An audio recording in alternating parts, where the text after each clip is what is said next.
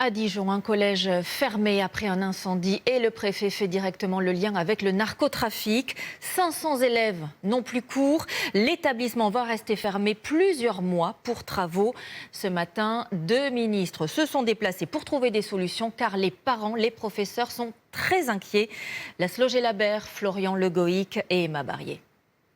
Après la stupeur, la colère de parents, désemparés. C'est pourquoi Je viens pour mon fils en fait, pour avoir des réponses, savoir Vous avez regardé Pronote, madame? Ouais, mais on n'en sait pas plus en fait. Depuis l'incendie criminel qui a ravagé plusieurs salles de classe dans la nuit de vendredi à samedi, le collège est fermé.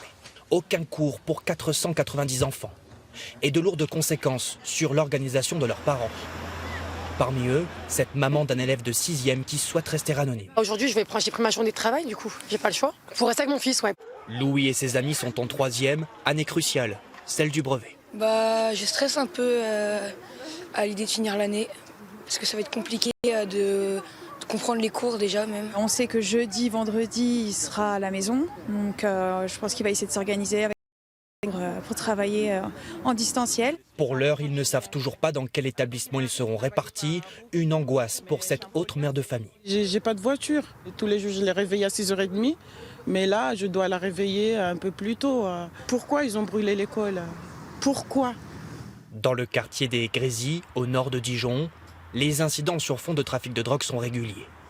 Cette école primaire, vandalisée en 2023. La médiathèque, incendiée 2 fois en mars dernier, elle est toujours fermée. Cet été, le collège avait déjà été visé par des tirs de mortier d'artifice. Et il y a quelques jours, une fusillade avait éclaté en pleine journée. Dans ce contexte tendu, parents et élèves sont reçus par des psychologues depuis ce matin dans ce gymnase du quartier. Auto-entrepreneur, Rachid a tenu à venir malgré les inconvénients. J'ai 3 enfants qui sont dans ce collège, plus un neveu, une nièce. Et là, pour nous, pour moi, pour la famille, c'est une catastrophe. J'ai annulé du travail aujourd'hui, des chantiers, etc. Donc je suis là ce matin et puis je vais voir la suite. En visite sur place aux côtés du ministre de l'Intérieur, le ministre de l'Éducation l'a assuré il y a quelques instants. Tous les élèves reprendront les cours après les vacances de Noël et un maximum d'enfants sera réintégré dans le collège.